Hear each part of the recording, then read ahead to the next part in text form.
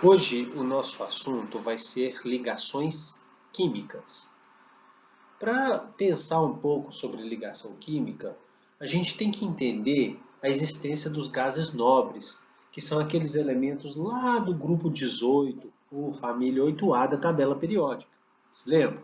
Pois bem, os gases nobres, eles estão isolados na natureza, o que significa que eles vivem sem se combinar com outros elementos e com isso são estáveis, né, pouco reativos. Por isso que eles são gases nobres. Eles não se ligam normalmente na natureza, tá? É possível fazer que eles reajam em laboratório, mas na natureza, em geral, eles vivem isolados. Tem uma coisa que, se vocês observarem nessa tabela, que é a distribuição eletrônica por camada dos gases nobres, né, o hélio, neônio, argônio, criptônio, xenônio e radônio, tem uma coisa em comum entre eles. Se vocês observarem, do neônio até o radônio, todos os gases nobres têm 8 elétrons na sua última camada, ou seja, camada de valência. O hélio ele tem número atômico 2 e por isso ele tem só 2 elétrons. Então, ele tem apenas a camada K, mas ela é completa, com 2 elétrons.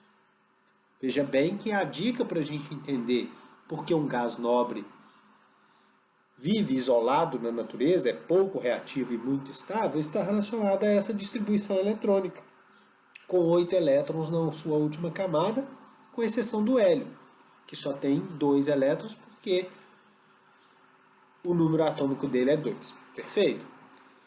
Os demais elementos químicos, que a gente já viu na tabela periódica, ao contrário, eles se atraem não só mutuamente, como também a átomos de outros elementos. Mutuamente é o mesmo elemento interagindo com ele mesmo, átomos do mesmo elemento químico se ligando, ou átomos de um elemento químico se ligando a átomos de um outro elemento químico, formando agregados suficientemente estáveis que constituem as substâncias compostas. Moral da história: os gases nobres vivem isolados e os demais elementos químicos eles só conseguem adquirir essa configuração de estabilidade quando se ligam a outros elementos, a outros átomos. Eles não vivem isolados. Todo o restante da tabela periódica precisa, então, se ligar a outros elementos, a outros átomos, ok?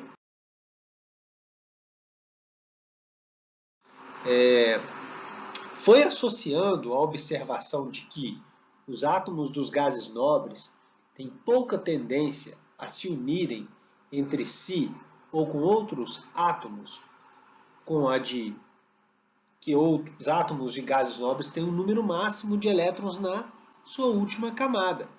Em geral 8, conforme a gente viu, ou 2, que é o caso do hélio, que os cientistas Lewis e Cossel lançaram a hipótese. Os átomos, ao se unirem, procuram perder, ganhar ou compartilhar elétrons na última camada, que é a camada que a gente fala camada de valência, até atingirem a configuração eletrônica de um gás nobre. Essa hipótese costuma ser traduzida como a regra do octeto. Então veja bem, o que esses cientistas observaram? Que os demais elementos da tabela periódica que não são estáveis como os gases nobres, eles procuram se ligar usando elétrons da camada de valência, ou seja, a última camada da eletrosfera, para atingir uma configuração próxima de um gás nobre, ou seja, tentando imitar a configuração eletrônica de um gás nobre nessa última camada. E para isso eles vão perder, ganhar ou até mesmo compartilhar elétrons, dependendo do tipo de átomo, tá certo? Um átomo, por exemplo, de um metal, ele tem a tendência de perder elétrons, porque ele é pouco eletronegativo, ele tem uma baixa energia de ionização, conforme nós já vimos em propriedades periódicas. E os ametais, por exemplo, eles têm a tendência de compartilhar ou até mesmo ganhar o elétron. Vai depender também se ele está diante de um metal ou de um outro ametal. Tá? O importante é a gente lembrar que os ametais, eles têm uma baixa, eles têm uma alta eletronegatividade, são muito eletronegativos, certo? E uma grande energia de ionização também. Então é muito mais fácil eles ganharem elétrons. Perfeito? Qual seria essa regra do octeto então? Que um átomo, ela diz que um átomo adquire estabilidade quando possui 8 elétrons na sua camada eletrônica mais externa, ou seja, camada de valência, ou 2 quando possui apenas a camada K, que é o caso do hélio, né? O gás nobre hélio. Na prática, quando dois átomos vão se unir, eles trocam elétrons entre si, que são os elétrons da camada de valência, ou usam os elétrons em parceria, compartilham esses elétrons. Procurando atingir a configuração eletrônica de um gás nobre, surgem daí 3 tipos comuns de ligação química que nós vamos abordar aqui nessa aula: iônica, covalente e metálica. Beleza? Essas diferentes ligações, elas resultam também em diferentes propriedades para as substâncias. Ou seja, substâncias iônicas têm características em comum, substâncias covalentes ou chamadas substâncias moleculares também têm características em comum, e as substâncias metálicas também têm características em comum entre si.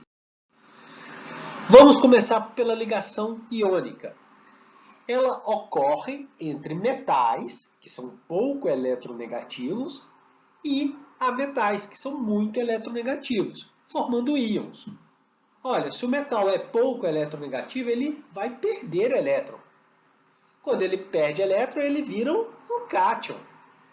E se o ametal é muito eletronegativo, ele vai ganhar elétron. Quando ele ganha elétron, ele se transforma em ânion. Então, por isso que ligação iônica acontece com a formação de íons. Forma um cátion, que é o cátion metálico, e forma o ânion, que é o ânion referente ao ametal. Se vocês observarem aí, eu tenho o cloreto de sódio, é o NaCl, tá certo? O sódio, ele é um metal alcalino, então ele está no grupo 1 ou família 1A, ele tem um elétron na última camada, conforme vocês podem ver aí. E o cloro, ele tem 7 elétrons na última camada. Então eles não têm uma configuração de gás nobre, eles precisam se ligar para adquirir essa configuração. Se o sódio é um metal, ele é pouco eletronegativo e quer perder elétron, eu tenho que ter o seguinte em mente: se ele está na família 1A, ele tem um elétron na última camada, então, a gente já viu isso. O que é mais fácil para ele? Seria ganhar 7 ou perder 1? Obviamente é muito mais fácil ele perder 1, então ele vai perder 1. Até mesmo porque ele é pouco eletronegativo, ele quer perder, metal quer perder elétron. Ele perde 1 e vira o cátion Na+. Certo? E o cloro tem 7 elétrons na última camada, porque ele está na família 7A, ou grupo 17, é um halogênio. O que é mais fácil, o cloro? Perder os 7 elétrons ou ganhar 1 para adquirir 8 e ficar com a camada completa? Ganhar 1. Então o sódio tem que perder 1 e o cloro ganhar 1. Olha que interessante. Par perfeito. Dessa forma, eu tenho uma ligação iônica entre o metal alcalino sódio e o ametal halogênio cloro. Na+, Cl- foram os íons formados. Vocês podem observar aí que dessa forma o cátion sódio ficou com 8 elétrons na camada de valência e o ânion também. Nesse caso aqui, houve uma doação de elétrons do sódio para o cloro. Perfeito? Formando a NaCl, que é um composto estável. É o sal de cozinha, presente principalmente lá no sal de cozinha. Aqui nós temos esse mecanismo mostrando esse xizinho perto do sódio representa o elétron da camada de valência e esses pontinhos pretos ao lado do cloro representam os elétrons da sua camada de valência. Então, o sódio, 1 elétron, porque está na família 1A, e o cloro, 7 elétrons, porque está na família dos halogênios, 7A. Perfeito? Eu tenho a estrutura ou notação de Lewis. O sódio, ao perder o elétron, ele fica sem nenhum, então ele fica com carga positiva, obviamente sem nenhum na camada de valência, certo? Agora ele passou a outra camada dele mais interna, que ficou completa. E o cloro foi para 8 elétrons na sua camada de valência e por isso ficou com carga negativa. Perfeito? Observem bem como se escreve a estrutura de Lewis, que é essa daqui, ó, notação de Lewis, onde eu vou mostrar as cargas do cátion e do ânion e os elétrons na sua camada de valência. Observe que X e X nós representamos aí, o autor representou como elétron do sódio e bolinha o elétron do cloro, mas isso aí é meramente didático, tá? Os elétrons, na verdade, eles são iguais, não existe um elétron diferente do outro, perfeito? Aqui nós mostramos a arrumação geométrica, tá? Ou rede ou retículo cristalino de um determinado composto iônico, do próprio NaCl. Veja bem, tendo cargas elétricas opostas, que nós vimos, né, forma o cátion e forma o ânion, cargas elétricas opostas, eles se atraem e se mantêm unidos pela chamada ligação iônica, tá certo? Então, como o cátion perdeu o elétron e o ânion ganhou, forma íons, cargas opostas se atraem, essa atração é justamente a ligação iônica, que originou a substância NaCl, cloreto de sódio, que é o sal comum usado em cozinha. Na prática, uma reação não envolve apenas dois átomos, mas um número enorme de átomos. É claro, tá? A interação acontece com milhares de átomos, de modo que no final teremos um aglomerado envolvendo um número enorme de íons, como mostramos na ilustração abaixo.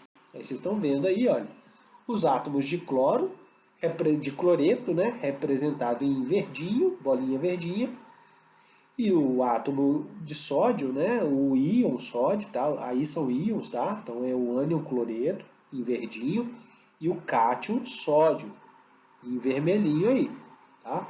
Eles estão unidos no que a gente chama de retículo cristalino, justamente, então eles têm uma, vamos dizer assim, uma estrutura rígida, tá certo?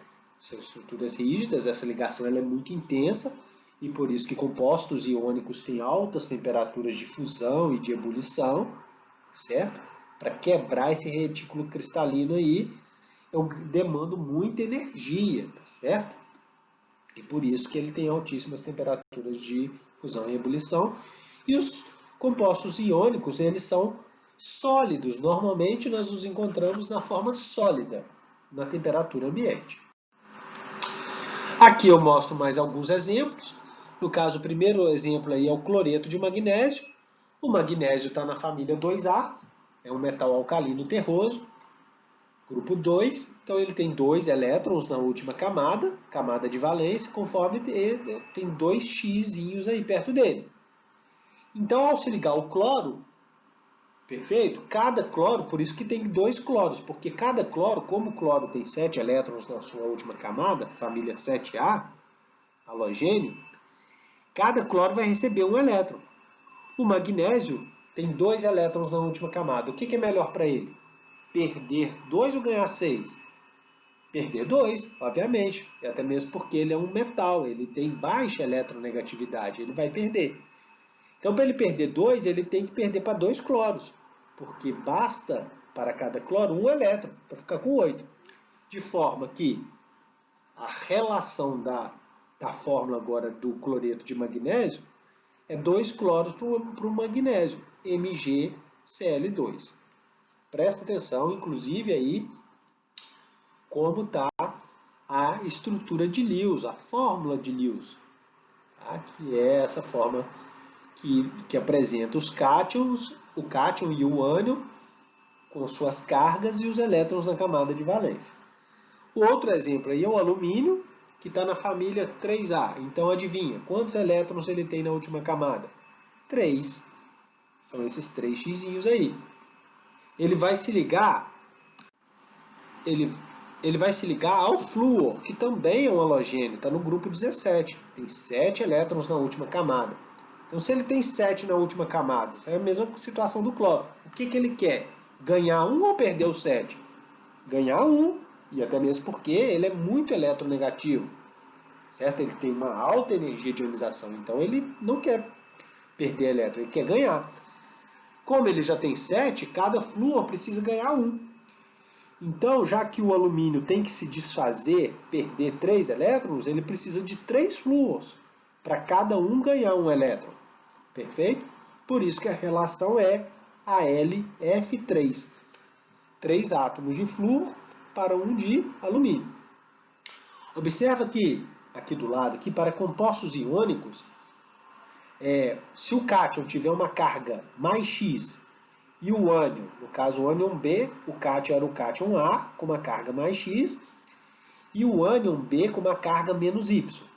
Para eu encontrar a relação da fórmula, ou seja, a proporção entre eles, basta eu inverter as cargas e usar como coeficientes. Ou seja, a carga do ânion B passa a ser o coeficiente do cátion A e a carga do cátion A passa a ser o coeficiente do ânion B. Certo? E assim eu multiplico cruzado essas cargas e trabalho com módulo, porque a proporção sempre eu tenho que usar um valor positivo, um módulo.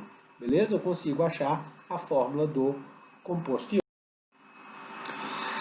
A ligação covalente ela é diferente, porque ela vai acontecer entre metais e ametais, entre hidrogênio e ametais ou entre o hidrogênio e ele mesmo, que são elementos que têm em comum a alta eletronegatividade. Se eles são muito eletronegativos, nenhum deles vai querer perder elétrons. Todos eles vão querer ganhar elétrons. Então, quando você tem dois átomos com eletronegatividade grande e eles querem ganhar elétrons, nenhum vai perder elétron para o outro. Então, a melhor situação é compartilhar. Então, eles compartilham elétrons. A ligação covalente, então, nada mais é que um compartilhamento de elétrons. Nesse slide aqui, nós temos o exemplo do hidrogênio. O hidrogênio ele tem número atômico 1, então ele tem um elétron. Obviamente, a camada não está completa, porque para completar a primeira camada eu precisaria de 2 elétrons. Então, ele não é estável na natureza. Eu não consigo encontrar na natureza o hidrogênio, de uma forma normal, tá? O hidrogênio monoatômico, só o H. Certo? Ele tem que se combinar. Ele se combinando com outro átomo de hidrogênio, ele forma a substância H2. Olha o exemplo aí. Então, cada hidrogênio tem um elétron, eles compartilham. É como se ambos ficassem com sua camada completa. Porque esse compartilhamento aí, ele tem um efeito aditivo. Esse efeito aditivo significa que ele fica com a camada completa. Cada um ficaria com 2. Perfeito? Quando você tem R$1 e o seu colega tem R$1 e vocês compartilham juntos, vocês têm R$2. Essa é a lógica da ligação covalente. Tá? Observe aqui que representa-se aqui os 2 elétrons compartilhados e o traço, esse traço aqui, também é usado para indicar o par de elétrons que foi compartilhado numa ligação covalente. Perfeito? Utiliza-se esse traço aqui, que representa uma ligação. Aqui nós mostramos outros exemplos.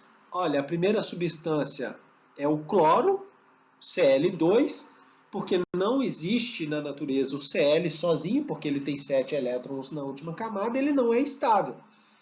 Então, agora o Cl2 existe, porque um Cl se liga ao outro, ou seja, compartilha um elétron, um par de elétrons, pega um de um e um elétron do outro, compartilha o par. Então, ambos os átomos adquirem uma configuração de estabilidade, que é completar a sua camada. O mesmo acontece com o oxigênio. Não existe o oxigênio monoatômico de uma forma normal na natureza. Normal, tá? Porque pode ter reações que desencadeiem a existência do oxigênio monoatômico. Mas na prática ele não tem estabilidade. Porque o oxigênio ele está na família calcogênio, ele está na família 6A, tem 6 elétrons na sua última camada. Obviamente, ele precisaria ganhar 2. Só que diante de outro átomo de oxigênio, o outro átomo de oxigênio não vai dar 2 elétrons para ele. Então a melhor solução é compartilhar. Eles vão compartilhar 2 pares agora. Certo? Porque eles precisam fazer 2 ligações, conforme vocês percebem, em 2 traços. Porque ao compartilhar um par, cada um fica com 7. Ao compartilhar 2 pares, cada um fica com 8 elétrons na camada de valência. O nitrogênio, que eu tenho aí o N2, porque o N, sozinho, monoatômico, não é estável, porque a gente já viu, ele não tem uma configuração de gás nobre. Perfeito? E o N2 é o gás mais abundante no ar atmosférico. Se vocês observarem, o nitrogênio está no grupo 15, então ele tem, ou família 5A, ele tem 5 elétrons na camada de valência, ele precisa compartilhar com outro átomo de nitrogênio 3 vezes. Então, por isso que eu tenho 3 ligações covalentes, certo? Cada um compartilhando 3 elétrons com o outro. E com isso, o efeito aditivo do compartilhamento faz com que eles fiquem com 8. Ou seja, com a camada completa, certo? N2 com 3 ligações covalentes. Prestem bem atenção no slide. Tá? Se aprofundem nisso daí, não deixem passar batido. Aqui eu mostro também outros exemplos, tá? Só mostrando uma fórmula estrutural plana. O que é uma fórmula estrutural plana? Que são os 3 tracinhos das ligações covalentes. A fórmula molecular, que é o N2, só mostra o número de átomos na molécula, que é esse 2zinho aí. A formação da molécula de água, onde eu passo até agora uma molécula triatômica, o oxigênio é o átomo central, tá? Ele tem 6 elétrons, conforme vocês podem ver, 6 bolinhas pretas, e ele compartilha um elétron com cada hidrogênio, ou seja, os 2 hidrogênios da molécula de água. Tá? Ligação covalente, porque eles têm eletronegatividades grandes, nenhum deles quer perder, então eles compartilham. Temos ainda NH3, nitrogênio e hidrogênio, olha, todas características de ametais se ligando, tá? Não tem metal aí. Olha, o nitrogênio ele precisa compartilhar 3 elétrons e o hidrogênio precisa compartilhar 1. Então, obviamente, a fórmula vai ser NH3, 3 hidrogênios para cada nitrogênio. No último aí, CO2, o CO2 também, característica todos querem compartilhar elétrons, são ametais. O carbono tem 4 elétrons na camada de valência. Então, para ele ficar com 8, ele tem que compartilhar os 4 elétrons, ou seja, fazer 4 ligações. Ele faz 2 com cada oxigênio. O oxigênio, obviamente, tem 6 elétrons, precisa fazer 2 mesmo. Perfeito? Observe esses detalhes, são detalhes importantes. Já na ligação metálica, o que acontece? Nós sabemos que uma das principais características dos metais é a condução de eletricidade. Eles são de fácil condução de eletricidade. A consideração de que a corrente elétrica é um fluxo de elétrons levou à criação da chamada teoria da nuvem eletrônica, ou teoria do mar de elétrons. Tá? Então a ligação metálica é definida como teoria da nuvem eletrônica ou teoria do mar de elétrons. E esse desenho aí do lado, presta atenção nele, ele é importante para a gente entender isso. Olha, em geral, os átomos dos metais, eles têm poucos elétrons na camada de valência. 1, 2, ou até mesmo 3 elétrons na camada de valência. Essa camada, ela está normalmente afastada do núcleo, porque nós vimos os metais, eles têm átomos maiores, raios atômicos maiores. Então, por isso que eles têm baixa energia de ionização e eles querem perder elétrons. Perfeito? É o que está falando aí. Eles atraem pouco elétrons, tem um grande raio, tá? Por isso eles querem perder. Como resultado, os elétrons escapam facilmente do átomo, ou seja, o átomo perde o elétron e transita livremente pelo retículo. Olha, se vocês observarem aí, essas esferinhas azuis é como se fossem os átomos dos metais numa ligação metálica. Como o metal ele quer perder elétron, alguns átomos de metais ficam com carga positiva. É essas que vocês estão vendo aí, essas bolinhas com mais no meio. Significa que esses átomos perderam elétron, porque eles têm baixa energia de ionização, baixa eletronegatividade e querem perder mesmo. Como eles têm outros metais, outros átomos de metais vizinhos a eles, e metal não quer receber elétron, em teoria, o outro metal não vai virar um ânion. Certo? Porque ele não quer ganhar esse elétron. Então o elétron fica na superfície. Certo? Ele fica um elétron móvel, que são esses pontinhos pretos aí entre os átomos. Por isso que fala mar de elétrons. Porque um átomo de metal perdeu o elétron e o outro átomo vizinho, por ser metal, não quer ganhar esse elétron. Então o elétron fica livre, solto. Perfeito? Olha, então presta atenção. Desse modo, os átomos que perdem elétrons se transformam em cátions, é o que a gente está vendo nas bolinhas com carga positiva, os quais podem, logo depois, receber o elétron e voltar à forma de átomo neutro. O elétron pode voltar para a eletrosfera dele. Isso sim, só que o outro não vai ganhar, vai fazer um ânion, forma um ânion. Dessa forma, a gente conclui que, segundo a teoria, o metal seria um aglomerado, então a ligação metálica, o que é? É um aglomerado de átomos neutros, que é aquele que não perdeu o elétron, ou que o elétron voltou para ele, e também um aglomerado de cátions, mergulhado em uma nuvem ou mar de elétrons livres, que são justamente os elétrons que saíram do átomo metálico e ainda não voltaram, então eles são livres. E esses elétrons livres que são responsáveis pela ótima condução de calor e de corrente elétrica por um metal. Assim, a nuvem de elétrons funciona como uma ligação metálica, mantendo os átomos unidos. Tá? Então, essa nuvem de elétrons mantém os átomos unidos, porque eu tenho prótons no núcleo desses átomos, né? Então tem uma certa atração. Só que a energia necessária para eles receberem e virarem ânions, né, não é considerada. A gente não pode considerar isso daí, porque eles são pouco eletronegativos. Beleza? Dá uma olhadinha nisso com calma aí também.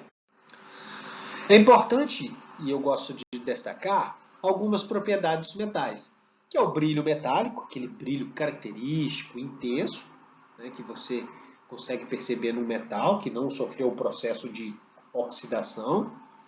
Eles têm condutividade térmica, ou seja, de calor e elétrica elevadas, devido àqueles elétrons livres que saem que ficam entre os átomos metálicos, na superfície. Densidade elevada, significa que eles têm uma relação massa por volume grande, ou seja, uma grande massa num pequeno volume, tá? Isso que significa que são elementos densos. Pontos de fusão e ebulição elevados.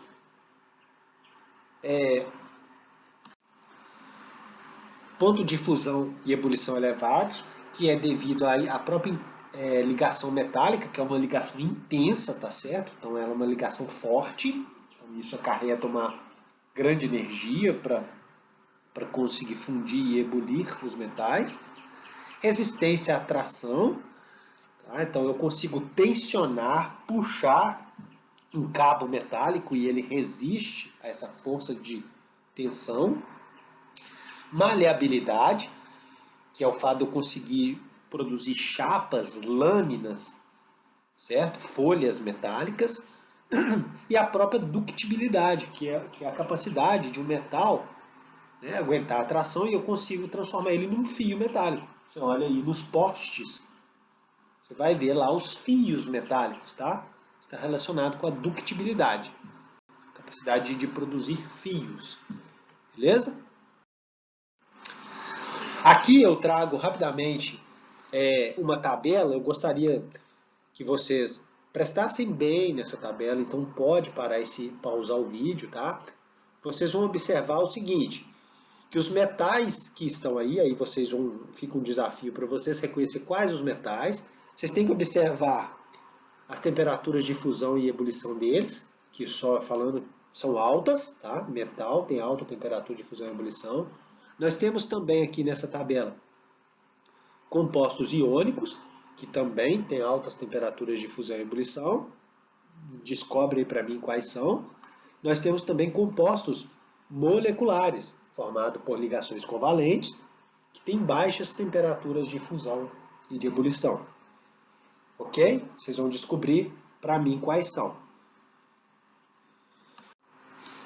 Outra característica que vocês têm que observar é a questão da condução de corrente elétrica. Tá? Observe que os metais eles vão ser bons condutores, independentemente do estado físico que se encontram. E, obviamente, os metais, eles, por ter altas temperaturas de fusão e ebulição, eles são sólidos, normalmente sólidos, com exceção lá do mercúrio, não sei se vocês se lembram, são sólidos à temperatura ambiente. O mercúrio é uma exceção entre os metais, ele é líquido à temperatura ambiente. Os compostos iônicos também têm altas temperaturas de fusão e ebulição, então normalmente eles estão no estado sólido, à temperatura ambiente. E os compostos moleculares, eles, por terem baixa temperatura de fusão e ebulição, devido à natureza do compartilhamento dos elétrons na ligação covalente não formam uma ligação tão forte, eles têm baixa temperatura de fusão e ebulição, e eles podem ser encontrados tanto no estado sólido, mas principalmente no estado gasoso, tá? Muitas no estado gasoso e líquido na temperatura ambiente. Observe que o composto iônico, para ele ser condutor de corrente elétrica, ele deve estar fundido, ou seja, no estado líquido, ou dissolvido em água. Perfeito? É o caso do sal de cozinha. E os compostos moleculares são maus condutores de corrente elétrica. Tá? Gostaria que vocês entendessem e aprofundassem nessas características dessa substância. Aqui eu só mostro para vocês, olha, na figura A eu tenho uma limalha de ferro, ou seja, metal. Tá? Então esse pozinho preto aí, olha, no estado sólido é ferro. Então a lâmpada acendeu. Então quer dizer, o metal, mesmo no estado sólido, ele é condutor de corrente elétrica. Já na figura B aí, eu tenho enxofre. O enxofre é um composto molecular formado por, está no estado sólido aí, tá? Eu também tenho compostos moleculares no estado sólido. O próprio açúcar é um composto molecular e a gente encontra no estado sólido, tá? Não tem problema nenhum. Observe que a lâmpada não acendeu. Então, compostos moleculares são maus condutores de corrente elétrica, tá? E aqui mostra um esquema onde a lâmpada acende porque os eletrodos estão imersos em uma solução iônica que conduz eletricidade. Então, se você imaginar, o sal de cozinha, o cloreto de sódio, é um composto iônico, mas sólido ele não conduz corrente elétrica. Mas se eu dissolver ele na água, sim. Ou fundir, né, que é aquecer ele a uma altíssima temperatura até ele sofrer fusão e ir para o estado líquido. Perfeito? Aí ele fica com íons livres porque o aquecimento ele quebra aquele retículo cristalino que eu expliquei. Aqui eu tenho um esquema que mostra o que a solubilização em água faz com o sal. Observe aqui, é como se eu estivesse fazendo uma visão ampliada da situação. Quando eu tenho o sal, NaCl, no seu estado sólido, o retículo cristalino está muito bem definido, é rígido, e eu tenho os cátions se ligando aos ânions, conforme está aqui. Quando eu adiciono a água, acontece a solvatação desse cátion e desse ânion, ou seja, as moléculas de água separam esses cátions e esses ânions, separam os íons. E eles, se eles ficam separados, eu rompi o retículo cristalino. E como eu passo a ter íons livres, eu tenho a possibilidade de condução de corrente elétrica. Tá? Porque as moléculas de água, que a gente vê aí, olha, elas ficaram rodeando, coordenando os íons. E com isso eles ficaram distantes uns dos outros e adquiriram a mobilidade, a possibilidade de se mover. E por isso conduzir corrente elétrica. Temos alguns exercícios aqui só para a gente aplicar um pouquinho esse assunto, tá? Vejamos esse. A fórmula empírica mais provável de um composto formado com magnésio e um elemento cuja configuração eletrônica termina em 3p é... Veja bem, o magnésio. O magnésio, eu trago aqui informação que ele é do grupo 2, família 2A. Então, obviamente, ele tem 2 elétrons na camada de valência. É mais fácil, então, ele ganhar 6 para ficar com 8 ou perder 2? Obviamente, perder 2. Então, a carga do magnésio é Mg2+. Perfeito? Eu trago aqui também, em amarelo, aquela ordem crescente de níveis e subníveis de energia, lá da distribuição eletrônica, tirada lá do diagrama de Linus-Pauling. Vocês se lembram?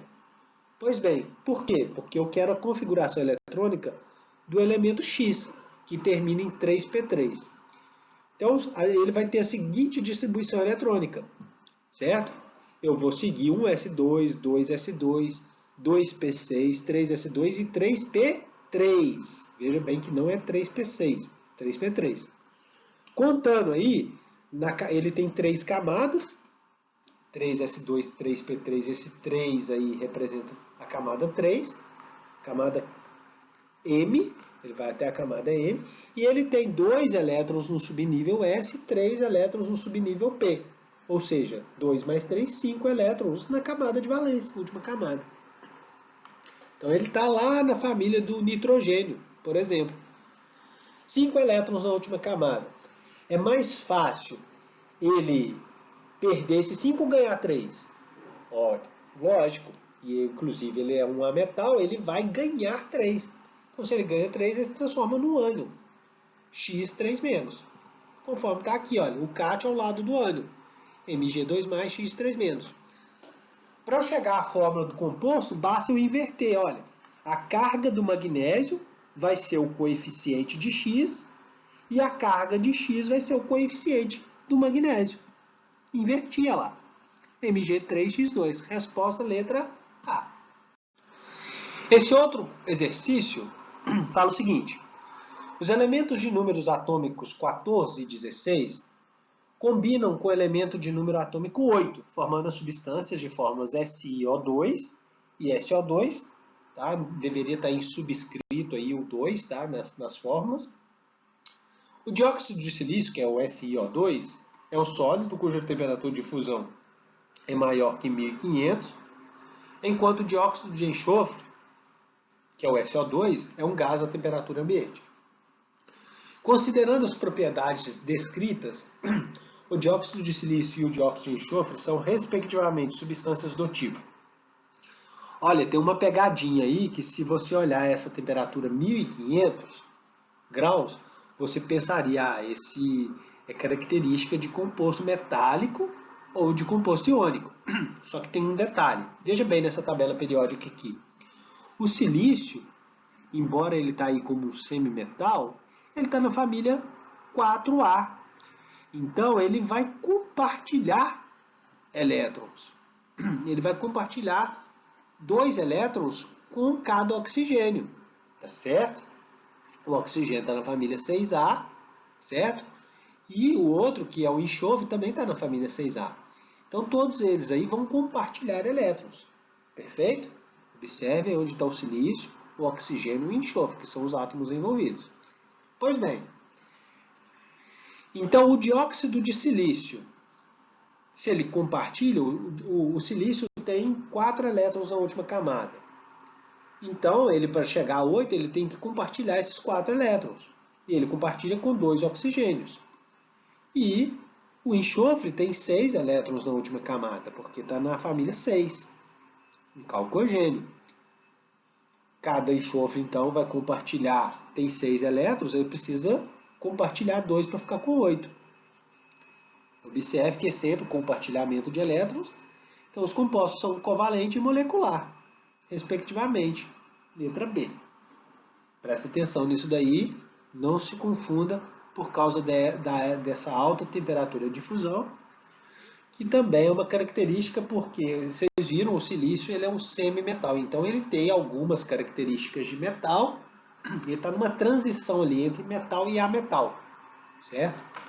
Mas a natureza dele ali na ligação é compartilhamento de elétrons. Esse outro fala o seguinte: quando ocorre transferência de elétrons entre dois átomos, há a formação de um cátion e de um ânion. Ou seja, o cátion perdeu o elétron para o ânion. Tá? Então, o átomo do metal vira cátion, porque ele perde elétron para o ametal, que vira o ânion. Esses íons se atraem fortemente, dando origem aos compostos iônicos. É a ligação iônica, essa é a definição de ligação iônica. Entre as fórmulas apresentadas a seguir, aquela que representa uma substância formada por atração de íons é... Olha, eu tenho que olhar qual a fórmula que tem um metal e um ametal. Se vocês observarem aí, eu chamo a atenção que esses números aí deveriam estar na forma subscrita, tá? Onde eu tenho metal, quem é metal aí? Olha, o Mg, magnésio. Metal alcalino terroso. E ametal, cloro, tá? Então a ligação iônica aí só pode ser na letra B. Os sólidos covalentes são formados por redes de ligações covalentes que podem assumir uma estrutura em camadas ou tetraédrica. As ligações covalentes são formadas. Então a gente está atrás aí nesse exercício da definição de ligação covalente. Tá bom? Elas são formadas pela construção de uma rede de cátions em nuvem de elétrons? Não, isso daí é a ligação metálica que nós vimos, né? Letra B, pela transferência de 2 elétrons de um átomo para outro? Não, transferência de elétron para um outro significa que um está doando e o outro recebendo. Isso não é ligação covalente, isso seria ligação iônica, né? Letra C, pelo compartilhamento de elétrons entre os átomos ligados? Sim, letra C. A D está errada por quê? Pelo compartilhamento de prótons entre os átomos ligados? Não. Obviamente, na ligação química, o ponto ali de influência, de importância ali são os elétrons da camada de valência. Eles que são doados ou perdidos ou compartilhados. Não prótons, que está lá no núcleo do átomo, blindado, tá? Nada vai acontecer com os prótons. Ok? E temos mais esse daqui, que fala o seguinte, olha, de acordo com o modelo de Lewis, é correto afirmar que letra A, a formação de ligação covalente se dá com o objetivo de que os átomos alcancem a configuração de um gás nobre por meio de um compartilhamento de prótons? Não, né, gente? Estaria certo se fosse por meio de compartilhamento de elétrons, não prótons, está errado. Letra B, a formação da ligação iônica se dá sempre com o objetivo de que os átomos alcancem a configuração de um halogênio por meio do compartilhamento de elétrons? Não, está errado, né? Configuração de um gás nobre seria, não de um halogênio. Letra C. A formação da ligação covalente se dá sempre com o objetivo de que os átomos alcancem a configuração de um gás nobre por meio do compartilhamento de elétrons? Sim. Quero atingir a configuração de um gás nobre por meio do compartilhamento de elétrons. Letra C está correta. Por que a D também deve estar errada? Vamos ver. A formação da ligação covalente se dá sempre com o objetivo de que os átomos alcancem a configuração de um halogênio? Não, né, gente? Não é a configuração de um halogênio, certo? E nem compartilhamento de prótons. Está errado. Pessoal, vamos ficando por aqui. Aprofundem bastante sobre isso, tá? E até a próxima aula. Obrigado.